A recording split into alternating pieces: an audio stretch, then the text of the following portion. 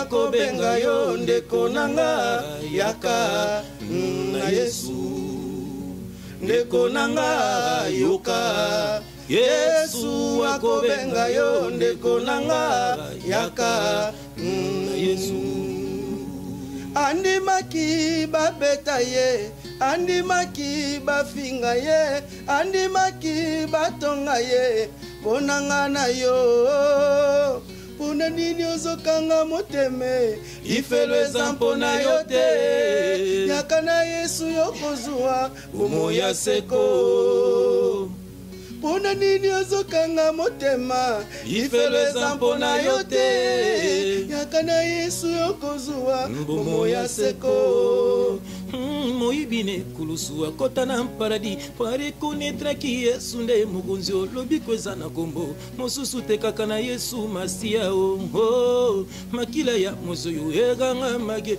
kwasimba kilamba ya Yesu masia o lobi kweza mpa moto mosusu te kaka na Yesu masia o nzambe il est le chemin la vie et la vérité Yesu il est le chemin la vie et la vérité mikolo yenzambe nanga il est le chemin la vie et la vérité Yehoshua il est le chemin la vie et la vérité ndeko nanga yoka Yesu akobenga yo ndeko nanga yoka na Yesu ndeko nanga yoka Yesu akobenga yo ndeko nanga yaka na Yesu andimaki babeta ye andimaki batonga ye andimaki baboma ye ponanga na yo pona nini ozokanga motema ifelo eza mpona yo te yaka na Yesu yokozwa umoya seko pona nini ozokanga moteme ifelo eza mpona yo te yaka na Yesu yokozwa umoya seko moyibine kulusu akota na paradis pare connaître ki Yesu nde mokonzi olobi kweza na nkombo mosusu te kaka na Yesu masia o makila ya mozoyo eganga mage kwasimba kilamba ya Yesu masia o lobi kweza mpa moto mosusu te kaka na Yesu masia o nzambe il est le chemin, la vie et la vérité. Yesu, il est le chemin, la vie et la vérité. Il est le chemin, la vie et la vérité. Yehoshua, il est le chemin, la vie et la vérité.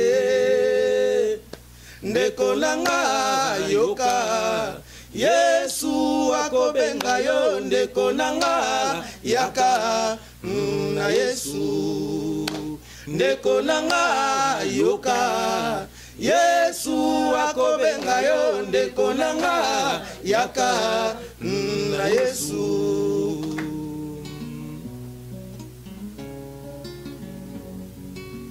Alléluia. Gloire à Dieu. Toza awa mpona mwangonga un jour tokotika mokili babusa nzoto ekosa yo te ndeko nanga toza awa mpona mwangonga un jour tokotika mokili babusa nzoto ekosa yo te ndeko nanga na paradiso esikano ezali Yesu akendaki obombela yo soki oza te nani akozala nesika na yo na paradiso esikano ezali Yesu akendaki obombela yo soki oza te nani akozala nesika na yo kozala moumbu ya moto te salela nzambe na kimia nyonso mokolo ya suka okosamba yo moko kozala moumbu ya moto te salela nzambe na kimia nyonso mokolo ya suka okosamba yo moko l'obéissance vaut mieux que le sacrifice salela nzambe na kimia nyonso kabwana na via masumu ndeko nanga l'obéissance vaut mieux que les sacrifices.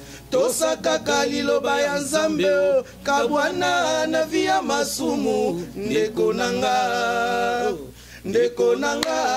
yoka Yesu akobenga yo ndeko nanga yaka na Yesu ndeko nanga yoka Yesu akobenga yo ndeko nanga yaka na Yesu. Oui, topamboli Nzambe wana, tokumisi Nzambe wana, topambolier. Seigneur Dieu de gloire, Papa Yahweh, nous te bénissons. Bien aimé, si vous allez kumisa Nzambe na biso, et si vous allez élever kombo na ye, et si vous allez pambola kombo na ye, yenda sali kolanda biso, yenda sali kolanda bandeko na yo, pambola Nzambe wana, oya pesa na suko le victoire nyonso, pambola Nzambe wana, oya batela ka libota na yo, oya batela ka misala na yo, oya batela ka projet na yo, oya sala yo grâce o yeba ye, oya tindo na mokili oyo, bien aimé pambola Nzambe, bien aimé pambola Nzambe, bien aimé pambola Nzambe. Père, nous te bénissons, Père, nous te rendons gloire et grâce. Tu es le seul, unique et le vrai Dieu, le Dieu d'Abraham c'est toi, le Dieu d'Isaac c'est toi, le Dieu de Jacob c'est toi. Sois élevé, sois glorifié, sois magnifié, sois exalté. Pambola mopalelo, tokumisa mopalelo, pambola ndekwazo landa biso, pambola ndekwazo landa biso. Bien aimé kumisa Nzambe wana, oya yebi yo, oya kela yo, oya nini Nzambe na biso, topamboli yo papa, tokumisi yo papa, toneke lukongo na yo, kumama na yo, sanjolama na yo, na kombo, na Yesu Christ. Alléluia. Yo nous Nzambe, topamboli yo, tokumisi yo, au nom de Jésus-Christ, au nom de Jésus-Christ. Oui, bien-aimé, topamboli po na bato o balandaka biso. Nzambe a pambola bango, Nzambe a visité bango, Nzambe a sala oya sala na kati na biso, asala pe na kati ya bandeko na biso. To pamboli Nzambe, to kumisi bongo. Papa, to tiki bandeko nyonso, o balandaka ebiso na maboko na yo papa. Papa visité bango papa. Bakoma na bon Nzambe papa. To bebisi nyonso ya monguna na ba vie na bango. To bebisi nyonso ya monguna na ba ministère na bango. To bebisi nyonso bonguna papa na ba projet na bango. Papa visité bango papa. Visité bandeko baza kolanda biso. Visitez bango papa, c'est bango grâce ya koyeba yo, c'est bango grâce ya kosalela yo, batambola na vérité, batambola na sainteté, batambola na sanctification pour la gloire de ton nom. Nous te bénissons papa, nous te rendons gloire et grâce aux Nzambe, aux bonhomanités. Tu es le seul, l'unique et le vrai Dieu. Sois loué, sois glorifié, sois magnifié, sois exalté au nom puissant de Jésus-Christ de Nazareth. Alléluia. Nanga yoka Yesu akobenga yo ndeko nanga yaka na Yesu ndeko nanga yoka Yesu akobenga yo ndeko nanga yaka na Yesu. Alléluia. Amen.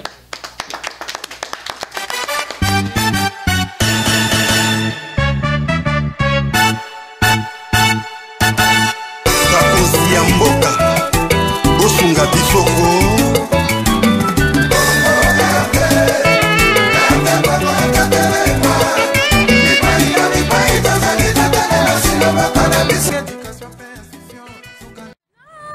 Bonjour, bonsoir à Balande, les amis de Witinion, surtout na Congo, na Kinshasa, na Poto, na Mikili, Mboka, on est surtout donc bonsoir, bonne année, ma mère fait la bino la 2014 année à Sikayango, ma sola c'est bandi.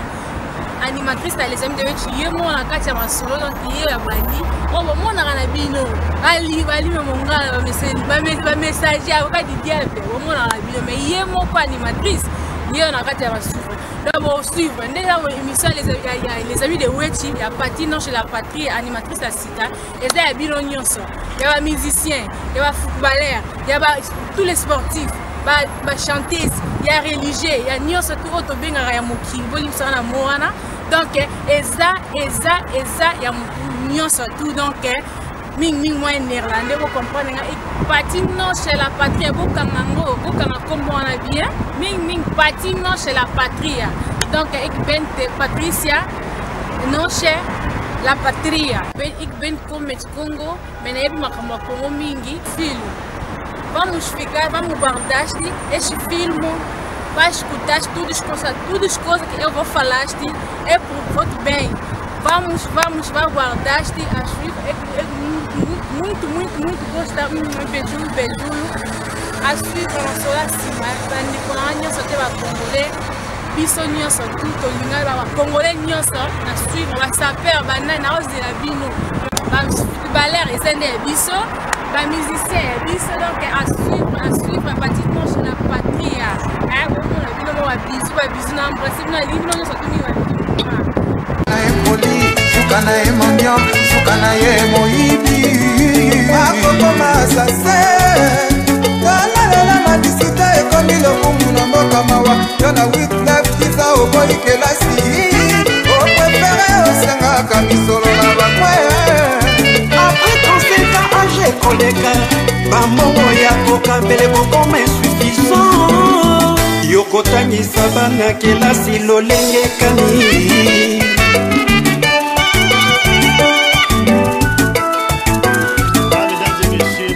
Les amis de Weti International, c'est vrai que vous allez vivre Bisso Awa. Vous avez mon Rabino Mogo Awa, Nzembo et aussi Adoration Bolandi quand même. Awa, frère Jean-François Ifongue, frère Papi, je crois que vous aussi vos messages déjà là bango. Bon encore une fois et puis si moi aussi maman Rosalie, c'est pour la première fois. Maman beau peut-être un beau t'es maman. Bande on a bien mis sous baillé. Amen. Alors frère Jean-François Ifongue. Amen papa. C'est vrai qu'à chaque fois il y a Nzembo aussi qui tout bizarre.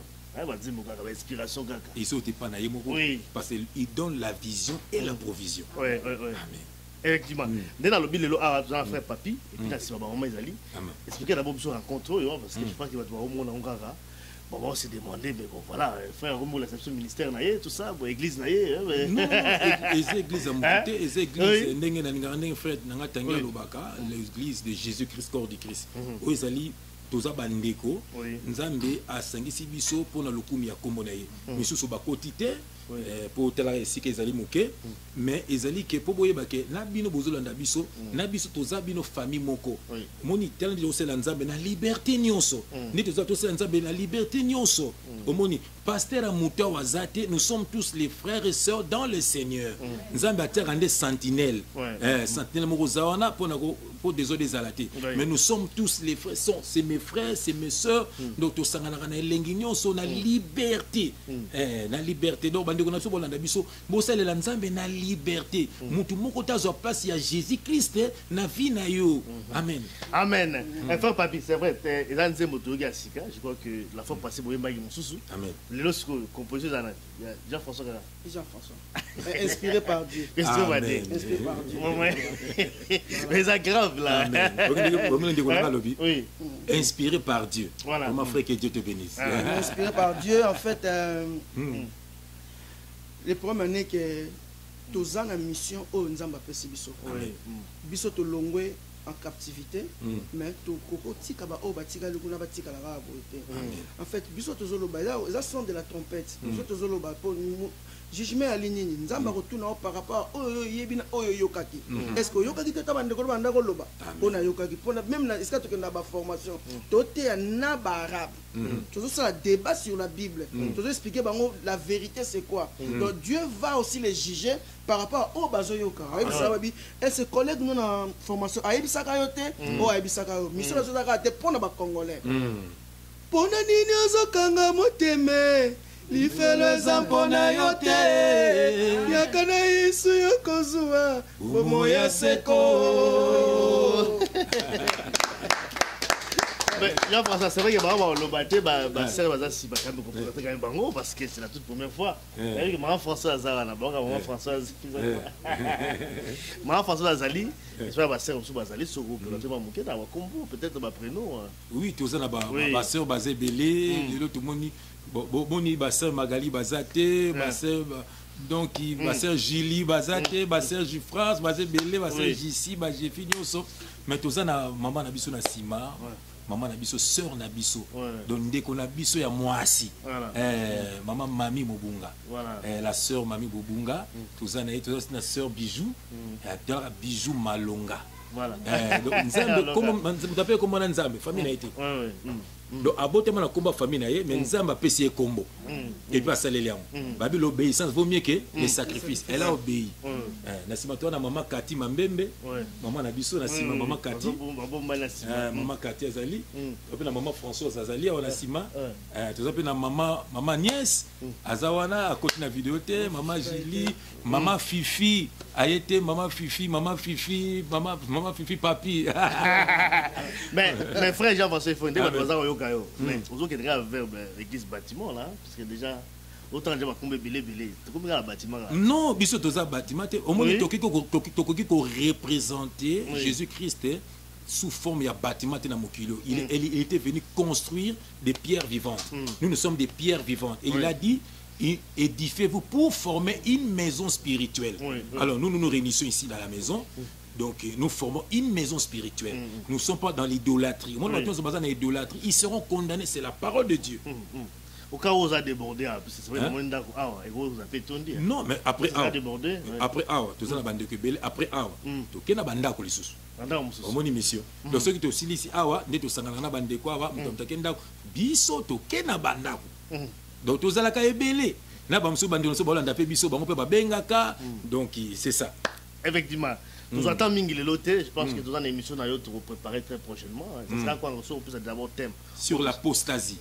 Là, ça vous expliquer rapidement. Sur l'apostasie. Oui.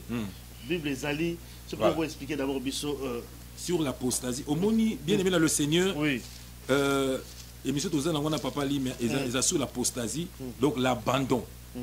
Au moni l'abandon de la foi. Voilà. Oui. Parce que moni apostasie selon le dictionnaire mon babi ils a abandon donc tout le monde abandonné donc ils sont bonzami abandonné foi donc mingo so mona ba abandonné foi au moni ba komi ko sela sko nzoto na bango au moni ils monte sangania donc muto ye na mbongo wa zate to ye na ba vie na biso to ye na biso moko au moni to pesa offrande na biso za biso moko nde to ya l'essentiel to kota royaume des cieux amen eza mbongo te Jésus qui s'est bien à tout le bateau, tel un bon ou anisé le mianani. Mais c'est César, à Berlin. Ça c'est qui est à César, à Dieu c'est qui est à Dieu. Donc nous nous réunissons ici pas pour de l'argent, nous nous réunissons pour la gloire de Dieu. Amen. Il m'a dit chercher premièrement le royaume de Dieu et tout vous sera donné. Bon, le coup la battu ce qu'on siko ba mo te ya makamu susu, yango moni ke photo c'est l'émission sur l'apostasie, l'abandon de la foi. Yango moni siko moni bande kunanga botanga ka Bible. Au monde on a le baki batoniama miso bakanta qui frère afingi nzoka c'est biblique homme animal ce sont bien en français on a frère le bien mais si que tout ça na comme na mission apostasie to na comme to benga ba comme ni to baye ba déjà nga yotanga otanga kombo ngo ba ponga baba na finga kité et dans Apocalypse 22 verset 12 à 16 papa tangela biso voilà je lis au nom de Jésus-Christ amen. Voilà, voici, je viens bientôt et ma rétribution est avec moi pour rendre à chacun selon son œuvre. Je suis l'alpha et l'oméga, le premier et le dernier, le commencement et la fin. Heureux ceux qui lavent leurs robes afin d'avoir droit à l'arbre de vie et d'entrer par les portes dans la ville. Dehors, les chiens, les magiciens, les débauchés, les meurtriers, les idolâtres et quiconque aime et pratique les mensonges. Moi, Jésus, j'ai envoyé mon ange pour vous attester ces choses dans les églises. Je suis les rejetants et la postérité de David, l'étoile brillante des malins. Amen. Amen. Bien aimé, amen. Amen. Bible lobike, Jésus qui s'est lobike, habite dehors. Ça bien les chiens. Les chiens, oui. Pourquoi les chiens? Chiens, c'est le monde de la mokil. Donc, nous avons tiki makambutu ya kala. Kindumba, Masanga, Lokuta, Makaya, totiki yango. Toboa ki yango. Mais ce qu'on a les chiens, c'est comme muto alia kabisanza nae. Donc, oya sanza ki aliango. Donc, c'est un chien yamate wa bazolo ba chien mbo. Ils en expliquent chien oui. Et ça ce qu'on bateau ba na bonzambe. Oui. Atika ki mabeno se mais azongeli yango na bonzambe. Amo bimana na bana batu baye koluka salut akomi ko lia bambongo na bango aina muibi na bonzambe babenge nani le bana pa biomo babenge nani chien babila babia osala dehors so émission na so to benga bino ba chien ba imbwa na lingala ba imbwa botika peuple de Dieu balobi awa dehors Donc dehors les chiens, les magiciens, banani. Voilà, le magicien, les débauchés, hein, et les meurtriers, les idolâtres. Et les idolâtres. Donc bino, biso, biso, homme de Dieu, maman Olangi, ce qui n'est temple na biso, les idolâtres, babi dehors. Moni Bible me le bien, dehors. Donc sur la prochaine émission. Tout ça sur l'apostasie. Donc il faut tout changer à combien que bengue la bango. Surtout que benga bango ba imbwa, le retour ba lingala. Donc ba imbwa botika bandeko na ngai, botika bandeko na ngai ba mona royaume des cieux. Comme on le songa na benga rabino za biblique na la finga rabino te. Au moni ndeko ma benga obi na kebena na ndako na bi na bono sambela. Na kebena molimo bisinga bi uzana guerre. Ngaza na guerre. Donc so boy ba ngana za na guerre. Donc oh moni ba comme on zo benga za ne ba arme na nga. Ils ont soit bango ya ko sakana te. Donc voilà prochaine émission. Voilà prochaine émission. Comme on a bango bon bien ça. Non mais bon les chiens des commis bon, on va revenir en tout cas prochaine émission avec frère Papi peut être dans l'émission naïe. Amen. Très prochainement avec frère Papi parce que tout ça est dans le frère Papi. Ça la catoté. C'est bon baïmbwa ne ba la frère Papi. Baïmbwa ba ngi ba zoé ba sele ba fiche ba nini ba to ba liaka biloko ba sanza. Comment imbwa imbwa même moi no ya boti akumi mosi na ye même maman na ye akumi mosi na ye mo imbwa mutu aye ko kalelo bakati na ndakata eton okomise mosi na do imbwa ba imbwa balobi libanda dehors. Frère Papi prochainement également na yo peut-être le rôle peut-être pendant aussi listage je crois que dossier ici pour na lelo. Oui, un message là moko message là moko ya appel tozo ipsaka bandeko na biso bandeko na so vraiment o bazana nous inactif. Donc ne croyez pas que ndenge bozana boza bien boza riche non koza mosika yesu koza pauvre koza bolumbu eza lokola frère na soto te so lelo oza lokola banque ezanga ba porte. Imagine toi banque sans porte sans caméra sans nini mais bambongo eza na kati yebsanga non moyiba ozo pesa moyibi ba intention akota a koyiba. Donc bobima boya epai ya yesu nabi que l'ero boza bisi passer par là boza na ba boîte boza na ba isika no so ya mabe mais ezala un temps o tozo loba boyoka mbongwana pona nini ozo ngamoteme ifelo ezampona yote yakana yesu yokozua ngomo ya seko moyibine kolosuwa kota na paradis po reconnaître ki yesu nde mokonzio lobi kweza na kombo mosusu te kaka na yesu masia o makila ya mozoyo eganga mage po simba kelamba ya yesu masia o lobi kweza pa moto mosusu te kaka na yesu masia o nzambe. Il est le chemin, la vie et la vérité. Il est le chemin, la vie et la vérité. Il est le chemin, la vie et la vérité. Il est le chemin, la vie et la vérité. Nekonanga yoka. Yesu akobenga yo ndeko nanga yaka na Yesu ndeko nanga yoka Yesu akobenga yo ndeko nanga yaka na Yesu bandeko na bino baye bandeko na bino baye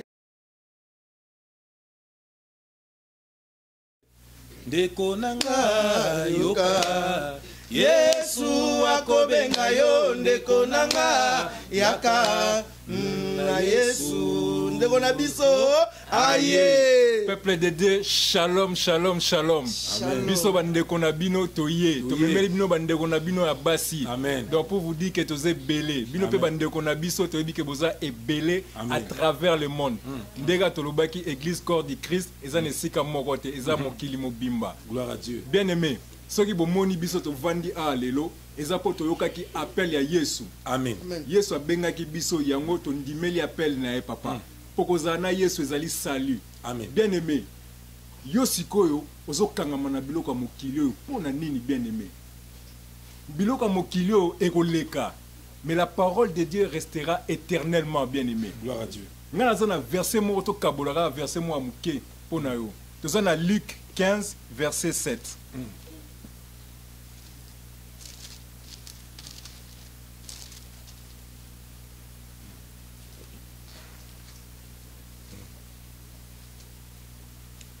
J'ai le nom du Seigneur Jésus-Christ. Amen.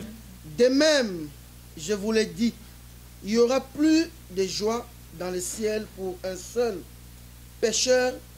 Il y aura plus de joie dans le ciel pour un seul pécheur qui se rende que pour 99 justes qui n'ont pas besoin de repentance. Amen. Amen. Bien aimé, la Bible dit quoi?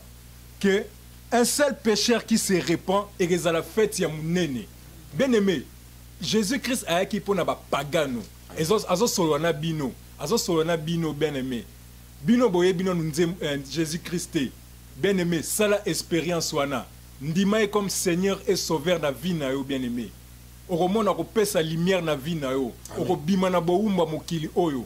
Biloko mokili oyo ekosa yo te. Ezo memone kati égarement bien aimé. Satan a multiplié ba stratégie, a multiplié ba difficulté na vie na yo pote obunga nzela. Mais Jésus-Christ na bon nzambe na ye et puis na amour na ye grâce à sala biso a ko sala ngo pepa na yo bien aimé. Amen. Asengi na kaka eloko moko ondima ye ofongola porte motema na yo avanda na kati ya motema ndima comme Seigneur et Sauveur na vie na yo bien aimé. Akendaki asali biso promesse akei kobongisela biso esika bien aimé. Tango kozonga okozanga bien aimé. Okozanga place butake bongisela place. Place nosko bakopesa nani bien aimé. Jésus-Christ est le chemin, la vie et la vérité. Amen. Bien aimé, mutu azaka moko o andima kozwa masumu na biso. Na kibonzambe nae andimi ba maltraité. Na kibonzambe nae andimi ba tuba e konga na pembeni. Na mupanzi na kibonzambe naye andimi ba humilier na kibonzambe naye andimi ba dévêtir kaka pote yo na ngai na ba frère na biso et sœur misusu tozala sauvé. Amen. Bien aimé, ne sois pas ingrat. La Bible dit les ingrats n'hériteront pas des royaumes des cieux. Muto sali binyo surtout pour na yo, il aura aussi pu ne pas le faire. Na kibonzambe ne masali ngo pour l'action amour azana ngo pour na yo. Bien aimé, azo toquer na porte na yo. Fongola porte. On a la facilité ya ko fongola mota mokili o porte, o pasteur na biso, o mama nani na biso, o archibishop, o quadribishop, o soki nani. Bien aimé, ya bango zo fongola bango porte. Est-ce que bako kufa pona yo? Yeba eloko moko. Jour à jugement, na ye na yo toza la place mo on sera jugé. Ay pa nzambe favoritisme ezala raté. Muto zo fongola porte na place ya Yesu. Tant que na jour enlevant bayebi na bango yete azo memo na kati ya bobungi bien aimé. Le salut est individuel. Conseil nazo pesa bien aimé naza meilleur que yote toza meilleur que binote mais grâce au nzamba sali biso akoyeba ye yango tozo ninga bino pe ba bien aimé tozala ndenge moko comme ça jour enlèvement tozala na époux na biso. Bien aimé kabona na masumu tambola na sanctification zala na vie ya jeûne et prière. Amen. On est surtout ezo kimiso ezo longola ezo éloigné na nzambe kabola na ngo tika idolâtrie ko adorer mutu mokili ote ba adoraka mutu moko qui est Seigneur Jésus-Christ bien aimé. Yazali la mi fidèle yako sarate mutu yozo adorer papa nozo adorer maman nozo adorer akokosa un jour ako décevoir yo un jour azala kati ako dépouiller yo azo dépouiller chaque jour bien aimé azo memo na lobungi azo memo na égarement mutu chemin zali kaka moko to lobiango awa il est le chemin la vie et la vérité. Bien aimé oza maître ya vinao soko ningi okende na royaume des cieux kaka yo soko ningi olanda muta mokili oyo kaka yo soko ningi olanda biloko mokili oyo kaka yo bien aimé mais ezala mawa mingi ke nzambe akufaki na croix pour yo kende na enfer. Bien aimé plaisir yebaki ke sila un jour ba plaisir bozolande ke sila un jour enlèvement okozala wapi jour enlèvement sort na ekozala wapi. Bien aimé, voilà le message nazai nango. Toza awa mpona mwangonga un jour tokotika mokili baposa nzoto ekosa yo te ndeko nanga na paradiso esika no ezali Yesu akendaki obombela yo soki oza te nani akozala nesika na yo kozala mowumbu ya moto te salela nzambe na kimia nyonso mokolo ya suka okosamba yo moko L'obéissance vaut mieux que les sacrifices. Tosakaka liloba ya nzambe o kabwana na via masumu ndeko nanga obéissance. L'obéissance vaut mieux que les sacrifices. Tosakaka liloba ya nzambe o kabwana na via masumu ndeko nanga yoka Yesu akobenga yo ndeko nanga yaka